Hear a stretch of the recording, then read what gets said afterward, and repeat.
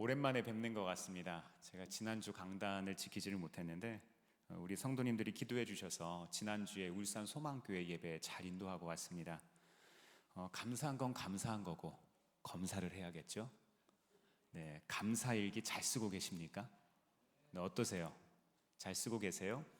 혹시라도 아직 감사일기 우리 받지 못하신 분들은 여기 2층 로비 헌금함 위에 우리가 감사일기장 아직 몇 권이 남아있거든요. 꼭 가져가셔서 우리가 하루에 5가지 감사의 목록을 좀 하나님께 올려드렸으면 좋겠습니다. 제가 어저께 오랜만에 그 가피풀 그 인터넷 사이트에 들어가서 그 신앙 도서 베스트 그 10을 제가 봤더니 거기에 두 번째로 감사일기장 우리 하는 거 있죠. 그게 올라와 있더라고요. 딱 지금 때가 그럴 때인 것 같아요. 자, 이제 연말을 앞두고 우리의 신앙도 감사로 무르익기를 바랍니다. 네, 지난달부터 감사 시리즈로 말씀을 듣고 있는데요. 첫 번째 말씀 어떤 내용이었습니까? 한번 잠깐 복기해 보죠. 감사에는 뭐가 있다고요? 뿌리가 있다. 내년에도 또 해야겠습니다. 네, 다 기억을 못 하시는 거 보니까 감사라는 것은 하나님 중심의 기억이라고 제가 말씀드렸어요. 또 감사는 교만을 막고 감사는 하나님의 목적을 회복시킨다. 제가 그렇게 말씀드렸습니다. 즉 감사가 우리의 신앙생활의 가장 기본적인 거라는 거예요. 가장 토대가 된다는 것이죠. 오늘은 그 감사가 우리의 관점을 실제적으로 어떻게 바꾸는지, 그리고 우리의 삶의 능력으로 어떻게 작용하는지에 대한 말씀을 좀 나누려고 합니다. 오늘 말씀을 통해서 감사가 뿌리 내릴 수 있기를 바랍니다. 이 대개 사람들은요, 언제 감사하죠? 감사할 일이 생기면 감사하죠. 네, 당연히 그렇게 생각합니다. 하지만 성경은 뭐라고 이야기하는가 하면요, 감사할 때 감사할 일이 생긴다고 이야기합니다. 왜냐하면 감사는요, 결과의 반응이 아니라 믿음의 태도이기 때문에 그래요. 오늘 본문 데살로니가전서 5장 16절부터 18절까지 말씀은요, 굉장히 짧지만 그리스도인의 삶 전체를 요약한 말씀입니다. 분명하게 성경에서 이야기하는 거예요. 너희를 향하신 하나님의 뜻이다. 이런 분명한 말씀 얼마나 좋아요, 그렇죠? 애매하게 이야기하는 것보다 확실하게 얘기해 주는 게 좋잖아요, 그렇죠? 그런데 여전히 항상 기뻐하고 쉬지 말고 기도하고 범사에 감사하라는 건 어때요? 부담스럽습니다. 그런데 바울은 이 세 구절을 단순한 도덕적 권면으로 이야기를 하는 게 아니에요. 어떤 윤리 강령으로 이야기하는 게 아닙니다. 이 말씀은 그리스도인들의 삶 전체를 요약한 신앙의 지침인 거예요. 환경이나 감정에 좌우되지 않고 하나님을 중심으로 우리의 삶의 토대를 세워라, 이렇게 이야기하는 거예요. 자, 이제 한 절씩 말씀의 의미를 좀 찾아볼까요? 이 첫 번째로 감사는 우리에게 어떤 통찰력을 줄까? 감사는요, 믿음의 시선을 세우는 시작이 됩니다. 16절 말씀 같이 한번 읽어보겠습니다. 시작. 항상 기뻐하십시오. 너무 간단하고 명료합니다. 우리 평상시 교회에서 이렇게 성경을 봉독하면 꽤 긴 문장들을 읽는데 이 말씀은요, 아주 간단해요. 우리가 이 말씀 데살로니가전서 5장 16절부터 18절 말씀은 암송도 많이 하시죠. 여기서 항상이라는 말은요, 헬라어로 판토테라는 말이에요. 근데 이 의미는 모든 때에 어떤 상황에서도 라는 말을 갖고 있습니다. 즉 좋을 때만이 아니라 언제도요? 괴로울 때에도. 행복할 때만이 아니라 또 어떤 때에도요? 슬플 때에도. 어떻게 그게 가능할까요? 이게 과연 가능하겠습니까? 기쁨의 근거가 상황이 아니라 누구시기 때문에 그래요? 하나님 자체이기 때문에 그게 가능합니다. 지난주에 제가 우리 지난 여름에 우리 단기 선교 카자흐스탄 다녀왔죠. 그 선교사님 내외가 한국에 들어오셨어요. 한국에 있는 교회에서 선교 보고를 해주시고 여러 가지 프로그램을 좀 소화하시고 또 더불어서 이 김남준 선교사님께서 얼마 전에 대상포진이 왔었대요. 그래서 대상포진 한번 오면 초기에 잡지 않으면 계속 힘들잖아요. 근데 이분이 안타깝게도 선교지에 계시니까 우리는 약도 좋고 병원도 너무 좋은데 거긴 그렇지 못하니까 제때 치료를 못해서 온몸으로 그냥 대상포진을 앓았대요. 너무 힘들었대요. 근데 이제 여러 가지 치료하고 보호차 이제 잠깐 들어오신 거예요. 그래서 이런저런 선교지 이야기를 듣는데 선교사님이 걱정을 하시는 게 있어요. 두 따님은 한국에 계시고 또 본인은 몸이 아픈데 무슨 걱정하고 계세요? 선교지 걱정하시는 거예요. 그러니까 역시 선교사는 선교사예요. 그렇죠? 당신이 목회하는 교회에서 이 청년들이 직장 생활을 온전히 못하는 친구들이 있는 거예요. 왜냐하면 우리가 다 알다시피 카자흐스탄 어떤 나라예요? 이슬람 국가잖아요. 그러니까 그리스도인이라는 이유로 불이익을 당하는 거예요. 구직 활동에 문제가 생기고요, 교육을 받는데도 문제가 생길 수 있고, 심지어는 그 가족들 무리에서 쫓겨나는 그런 일들이 너무 비일비재한 거예요. 그래서 우리가 작년에 오셨던 그 이재열 집사님께서 카자흐스탄에 물류센터를 지으시거든요. 그 마프라 물류센터 지으시는데 그것 때문에 이 선교사님께서 그 마프라 물류센터가 우리 알마티에 들어오면 우리 청년들 취직 좀 시켜줬으면 좋겠다, 이런 얘기를 하시는 거예요. 당신 몸은 아파 죽겠는데.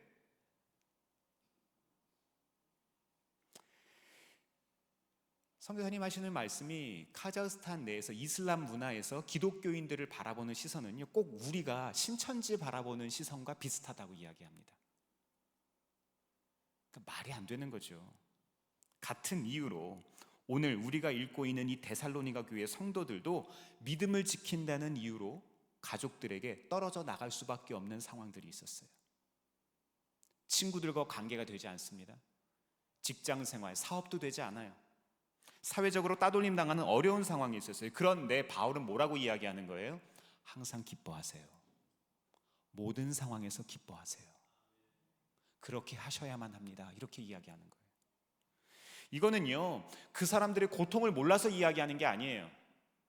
그들의 슬픔을 그냥 가볍게 여겨서 그런 게 아닙니다. 상황이 아니라 하나님 바라보는 믿음에서 오는 기쁨을 붙잡으라는 권면인 거예요. 바울은 눈앞의 현실이 아니라 여전히 그들과 함께 일하시는 하나님, 그 하나님을 신뢰할 때 기쁨을 빼앗기지 않는다고 이야기하는 거예요. 왜냐하면 주님이 기쁨이시니까요. 기쁨이신 주님을 잡으면 우리는 기쁨을 소유할 수 있는 거예요. 그래서 환경은 절망적이었지만 나는 주 안에서 기뻐합니다. 나는 주 안에서 항상 기뻐합니다. 이렇게 자신 있게 이야기할 수 있었던 거예요. 꼭 기억하시길 바랍니다. 기쁨은요, 감정이 아니라 믿음의 선택입니다. 우리의 마음의 방향인 거예요. 그 믿음의 시선이 바로 감사의 출발점이 됩니다. 감사 없는 기쁨은 금세 사라집니다. 하지만 감사로 세워진 기쁨은 흔들리지가 않아요. 요즘에도 교과서에 있는 줄은 모르겠는데 제가 초등학교 다닐 때 봤던 우화가 하나 생각납니다. 저하고 비슷한 시기에 국민학교 다니신 분들은 다 기억하실 거예요. 우산장수, 신발장수 이야기 혹시 기억하세요? 한 어머니에게 두 아들이 있는 거죠. 큰 아들은 우산장수, 작은 아들은 신발장수입니다. 비가 오면 신발장사 아들 장사 안 되겠네. 맑으면 우산장사 아들 장사 안 되겠네. 늘 한숨만 쉬는 거예요. 그런데 어느 날 손님이 이야기를 해줬어요. 이봐요 어머니, 바꿔서 생각해 보세요. 바꿔서 생각하면 비가 오면 우산이 팔리고 맑으면 신발이 팔리잖아요. 얼마나 감사해요. 그날부터 어머니의 얼굴에 뭐가 피었어요? 웃음꽃이 피는 거예요. 그렇죠. 상황은 그대로인데 시선이 바뀌니까 감사가 생깁니다. 사랑하는 성도 여러분, 감사는 문제를 해결하기 이전에 먼저 마음의 날씨를 바꾸는 은혜입니다. 이런 시선의 전환이 우리 모두에게 있기를 바랍니다. 두 번째로, 감사는 우리에게 어떤 통찰력 줄까요? 감사는요, 하나님을 바라보는 지속적인 시선입니다. 17절 말씀 같이 한번 읽어보겠습니다. 시작. 끊임없이 기도하십시오. 아멘. 이 문장도 너무 간단하고 명료한데 좀 부담스러워요. 이게 어떻게 가능할까요? 여기서 쉬지 말고라는 헬라어는요, 아디알레이라는 말인데 끊이지 않고 습관적으로, 그러니까 습관적으로 우리가 늘 하는 것들을 뜻합니다. 이거는 24시간 무릎 꿇으라는 이야기가 아니에요. 제 주변에 기도 많이 하신다는 분들 보면 3시간씩 앉아서 기도하신다, 5시간씩 기도하신다, 이런 분들 계세요. 근데 저는요 24시간 기도하거든요. 그분들이 저 못 이겨요. 어떻게 이게 가능할까요? 일상에서 하나님을 의식할 때 가능합니다. 일상에서 하나님을 인식할 때, 내가 그분을 받아들일 때, 그분이 무엇을 기뻐하시는지를 여쭐 때 가능합니다. 그분과 대화하라는 거예요. 내가 가장 사랑하는 사람과 대화하듯이, 내 친구와 대화하듯이 대화하라는 거예요. 제가 지난 주간에 우리 교회 젊은 성도님 부부 한 가정을 만났는데, 만나고 나서 집에 돌아오는데 그 가정에서 아내 되시는 분이 저한테 이렇게 단톡방에 이렇게 카톡을 남기시는데 제가 너무 감사했어요. 우리를 만나는 게 너무 즐겁고 좋대요. 너무 반갑고 기쁘다는 거예요. 그거보다 더 좋은 말이 어디 있습니까? 내가 좋다는데 얼마나 감사해요.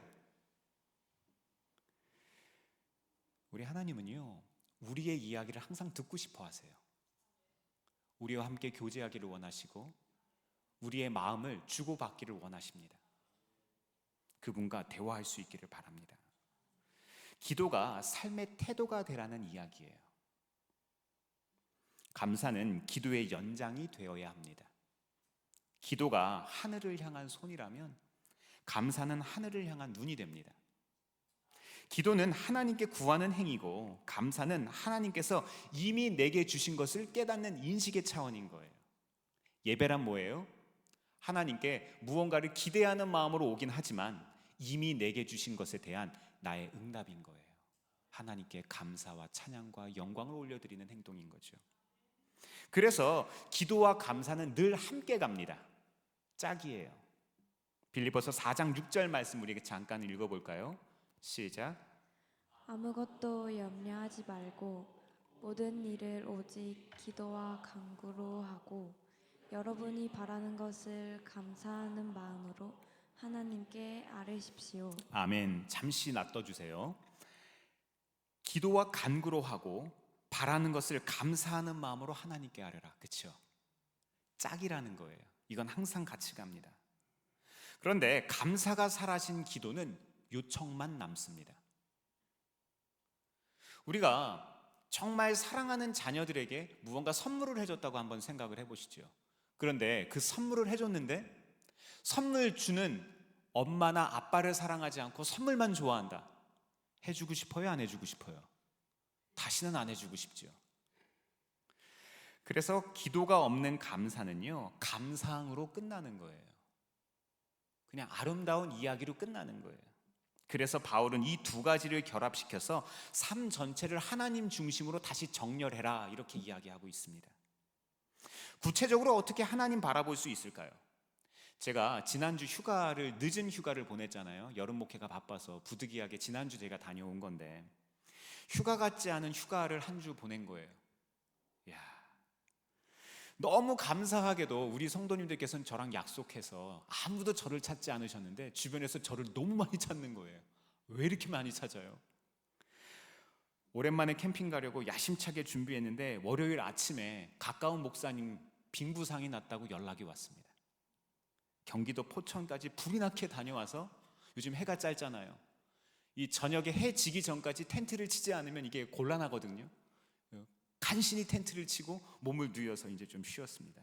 한참 그 다음 날쯤 됐나요? 여유롭게 있는데 울산의 이승훈 목사님께서 연락이 왔습니다. 급성 충수염이 걸렸다는 거예요. 그래서 수술을 하셨는데 이게 안에서 터져버려가지고 복막염으로 번졌답니다. 그러니까 얼마나 아프고 힘들어요.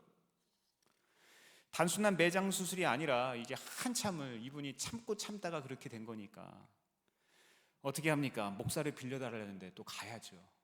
빌려드려야죠. 네, 그래서 집에 와서 캠핑짐을 다 정리하고 또 울산으로 출발한 거예요. 울산에 밤 10시가 넘어서 교회에서 잡아주신 호텔에 도착해서 이제 씻으려고 하는데 제 아내가 이제 제가 집에서 가지고 왔던 옷들을 호텔의 옷장에 이렇게 걸어놨는데 옷장을 보고 한마디 하는 거예요. 그런데 넥타이 어디 있어요? 넥타이를 안 가져간 거예요. 기가 막힙니다.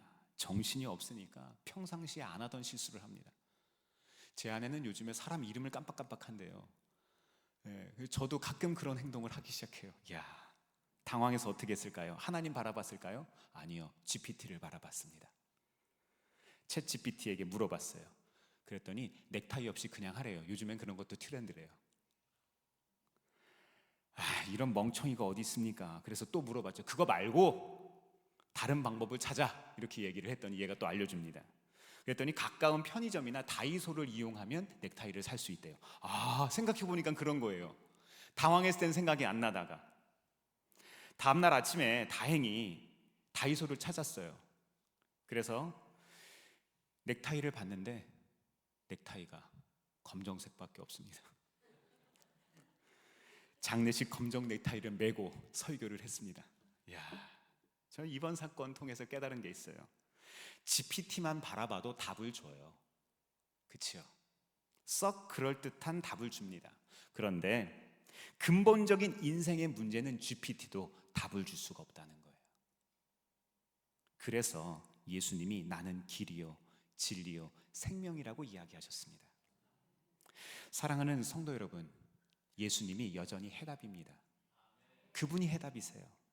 감사를 통해서 그분을 향한 시선을 고정할 수 있기를 바랍니다. 세 번째로, 감사는 우리들에게 어떤 통찰력을 줄까요? 감사는요, 관점을 바꾸는 능력입니다. 18절 말씀 같이 한번 읽어보겠습니다. 시작. 모든 일에 감사하십시오. 이것이 그리스도 예수 안에서 여러분에게 바라시는 하나님의 뜻입니다. 아멘. 이 말씀의 핵심은요, 범사에라는 말이에요. 이 범사에라는 말은 헬라어로 엠파티인데요, 모든 일 속에서, 모든 상황 속에서라는 뜻이에요. 우리 찬양 있잖아요. 모든 상황 속에서 찬양. 즉 좋은 일뿐 아니라 이해되지 않는 일, 실패한 일, 고난 속에서조차도 감사하라는 말이에요. 그리고 이 감사라는 말은요, 유카리스테이테라는 말인데, 이 단어는요, 어원이 은혜를 뜻하는 카리스에서 왔습니다. 그러니까 은혜에서 감사가 나오는 거예요. 결국 감사라는 것은 은혜를 인식하는 능력이라는 거예요. 우리에게 이미 찾아온 은혜가 있어요. 내가 소유하고 있는 은혜가 있어요. 빼앗기지 않는 은혜가 우리 안에 있습니다. 진짜 있으십니까? 근데 그 은혜를 인식하게 만드는 능력이 감사라는 거예요. 우리가 감사할 때 하나님이 내 하나님인 것이 믿어져요. 감사할 때 우리의 관계가 하나님께서 허락하셨다는 것이 믿어져요. 감사할 때 우리의 삶에 고난이 아니라 하나님이 목적이신, 하나님께서 모든 것들을 돌파하게 하실 것이라는 것을 믿어져요. 그렇습니다. 감사란 현실 속에서 은혜의 흔적을 찾아내는 믿음의 눈입니다. 제가 나주에서 목회하던 시절, 이 태풍 볼라벤, 이름도 잊을 수가 없습니다. 이 볼라벤이 몰려왔어요. 추석 직전에 왔습니다. 성도님들 배 가수원, 배가 다 떨어진 거예요. 그 주간에 주일 예배 드리는데 이거는요, 그냥 장례식이에요. 성도님들도 울고 저도 울고 다 울었습니다. 그냥 그때 하나님이 감사의 길을 하나 열어주셨어요. 낙과된 배를 모아서 제가 도시에 있는 교회들에게 연락을 해서 배집을 팔기 시작을 했어요. 흠이 있는 배들은 조금 저렴하게 낙과배라고 해서 판매를 했습니다. 그리고 제가 기발한 생각이 하나 또 떠올랐어요. 태풍에도 떨어지지 않은 배들 있잖아요. 근데 떨어지지는 않았는데 얘들이 상품 가치가 없어졌죠. 겉이 상했으니까. 근데 얘네들은 어떻게 했는지 아세요? 추석이 가까우면 또 뭐가 가까워져요? 이제 곧 또 뭐가 와요? 수능이 가까우잖아요. 그래서 떨어지지 않은 배들을 수험생들 가족들에게 판매를 하기 시작했습니다.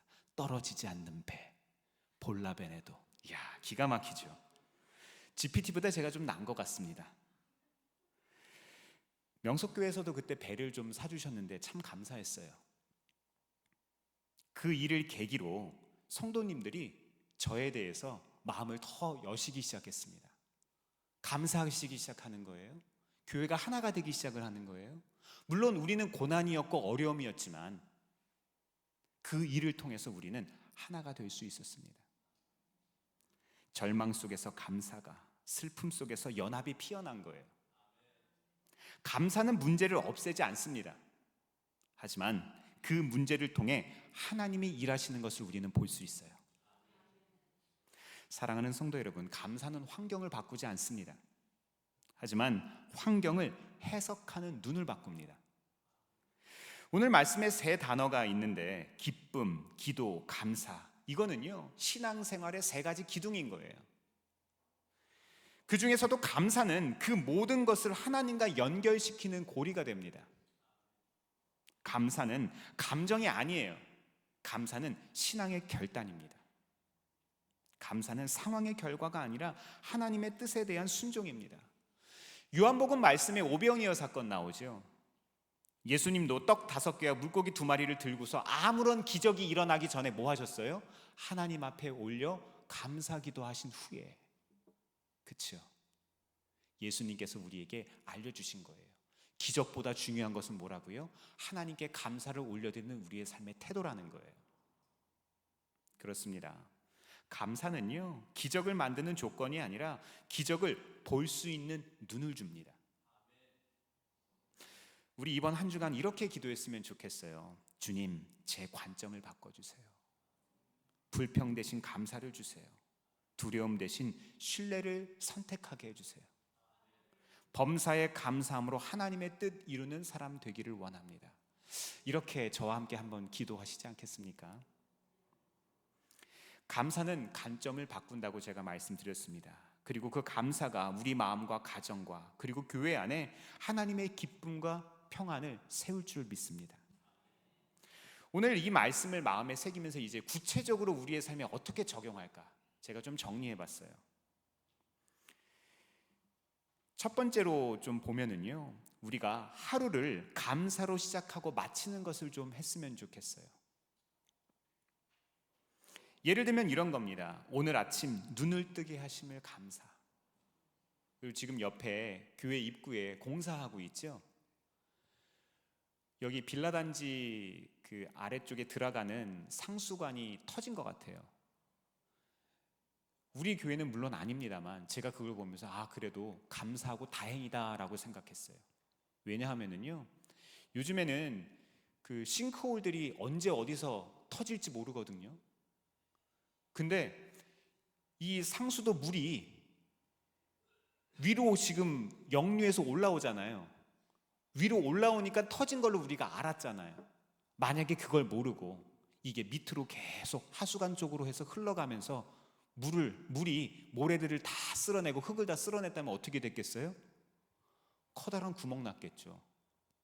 잘못하면 건물이 무너질 수도 있어요. 이거 빨리 찾아낸 거 다행인 거예요. 얼마나 감사합니까? 또 건강하게 하루를 시작하게 하신 것도 감사하죠. 우리가 생각해보면 감사할 것들 많습니다. 잠들기 전에 우리가 하고 있는 감사일기를 적어보는 거예요. 이번 한 주간 하시라는 거예요. 그죠? 단순히 오늘 날씨 좋았다 이렇게 초등학교 1학년처럼 쓰시는 게 아니라 하나님이 내 삶 속에 베푸신 은혜들을 구체적으로 목록들을 적어보는 거예요. 하나의 문장으로 5줄 정도를 이렇게 적어보는 거예요. 5가지 힘들면 3가지만 하세요. 해보는 게 중요한 거예요. 지난주까지 못했던 거 밀려 쓰듯이 돌아가서 하지 마세요. 그냥 오늘부터 하세요. 성경을 제가 계속해서 우리 성도님들과 카톡방을 만들어서 통독을 하고 있거든요. 어떤 분들 보면은요 1주일씩 밀리고 2주일씩 밀렸는데 뒤늦게 한꺼번에 막 올리시는 분들이 있어요. 그러지 마시고요.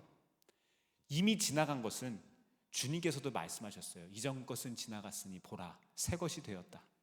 오늘부터 하세요. 그냥 오늘부터 하시면 됩니다. 이렇게 하루의 시작과 마무리를 감사로 채우면 우리 마음이 하나님 중심으로 조율이 돼요. 작은 습관이지만 시간이 지나면 감사의 눈이 자연스럽게 삶의 습관이 되는 거예요. 두 번째로 관계 속에서 감사를 좀 표현했으면 좋겠습니다. 우리 관계. 감사는 혼자의 마음에 머무는 게 아니거든요. 나 혼자 일기에만 간직하는 것이 아니라 주변 사람들한테 표현할 때 이것이 능력이 됩니다. 예를 들어서 가족들에게 이야기하는 거예요. 오늘 아침 준비해줘서 너무 고마워. 이렇게 이야기할 수 있잖아요. 동료들에게 회의 준비하시느라 수고 많으셨어요. 또 친구에게 밥 사줘서 너무 고마워, 맛있었어. 이렇게 이야기할 수 있잖아요. 그렇죠? 정말 별거 아니지만 감사를 표현하는 사람들에게 능력이 있습니다. 카네기 리더십 훈련하는 과정이 있어요. 아주 유명한 과정인데요. 제 주변 지인께서 거기 과정을 이수하면서 마지막 수료식 때 저를 초청해서 제가 잠깐 강남에 있는 센터에 갔다 온 기억이 있습니다. 거기에 갔더니 여러 가지가 있는데 대인관계 할 때 아주 효과적인 방법들에 대해서 몇 가지가 적혀 있는데 인상적으로 저에게 남았던 게 하나 있어요. 상대방을 칭찬해 주라는 거예요. 별것 아니지만 칭찬해 주라는 거예요. 그 사람의 헤어스타일을 칭찬해 주고, 그 사람의 눈빛을 칭찬해 주고, 그 사람의 말씨를 칭찬해 주라는 거예요. 칭찬을 통해서 그 사람과 관계가 아이스 브레이킹이 되는 거예요. 그렇게 우리는 공동체 안에서 신뢰와 연합을 만들 수 있습니다. 실제 연구에서도요, 이 감사를 정기적으로 표현하는 사람들은 스트레스가 준대요. 병들이 치유되는 그런 연구 결과들이 있습니다. 행복감이 높아진다는 거죠. 오늘 이 자리에서도 주변 사람들에게 감사 편지나 감사 문자나 이런 것들을 한번 해보는 습관을 우리가 가졌으면 좋겠습니다. 지금 바로 한번 해볼까요? 옆에 분들 한번 보시죠. 고백해 보겠습니다. 네가 있어서 고마워. 네가 있어서 고마워. 이렇게 고백하는 거예요. 쑥스럽잖아요. 벌써 한국 사람들은 표현을 잘 못해요. 이러시면 안 됩니다. 곤란해요. 표현하셔야 돼요. 그리고 세 번째로 우리가 생각해 볼 게 있습니다. 어려움 속에서 감사를 찾는 거예요. 우리가 감사하기 힘든 상황이 올 때가 있죠. 그렇죠? 감사의 조건이 보이지 않을 때가 있어요. 직장에서 일이 꼬일 때가 있습니다. 근데 항상 왜 그러죠? 일이 꼬이면 계속 꼬여요. 계속 불편한 일들이 엎침대 덮친 격으로 계속 찾아와요. 가정에서 갈등이 생길 때 건강 문제가 찾아오고요. 자녀들이 속을 썩이기도 하고요. 그럴 때도 작은 감사 포인트를 찾아보세요. 예수님의 이름으로 우리가 선포해보는 거예요. 이 어려움 속에서도 하나님이 내 안전을 지켜주셨다라고 고백해보는 거예요. 이 문제 때문에 내가 조금 더 인내하고 배우게 되었다고 찾아내는 거예요. 이것을 통해서 우리는 우리의 시선을 바꾸게 됩니다. 그리고 마지막으로 우리가 감사와 기도는 늘 함께 간다는 것을 꼭 기억할 수 있기를 바랍니다. 감사하는 사람은 기도할 수 있고 기도하는 사람은 감사할 수 있어요. 단순히 필요한 것만 구하는 게 아니라 우리의 기도의 수준이 좀 높아지기를 바랍니다. 주님, 오늘 하루 지켜주셔서 감사합니다. 이 문제 속에서도 주님이 함께 하심을 믿습니다. 이렇게 기도와 감사를 연결하면요, 우리의 기도가 능력이 생겨요. 우리의 삶 전체가 하나님을 향한 시선과 태도를 가지게 된다는 거예요. 이렇게 되면 감사는 이제 더 이상 감정이 아니라 태도가 되기 시작합니다. 자, 이제 11월이 됐습니다. 올해 금방 갔죠? 저희 아들이 그러더라고요. 요즘 이렇게 세월이 빨라요. 추수감사절을 앞두고 감사가 뿌리내릴 수 있기를 바랍니다. 이번 한 주 우리가 고백하는 작은 감사들이 하나 모일 거예요. 이것들이 모여서 큰 감사의 간증을 꼭 경험할 수 있기를 바랍니다. 마지막으로 우리 모두 함께 화면을 보시고 좀 고백해 보도록 하겠습니다. 좀 보여주시죠. 기도문이에요. 요거를 좀 같이 좀 읽어보겠습니다. 시작.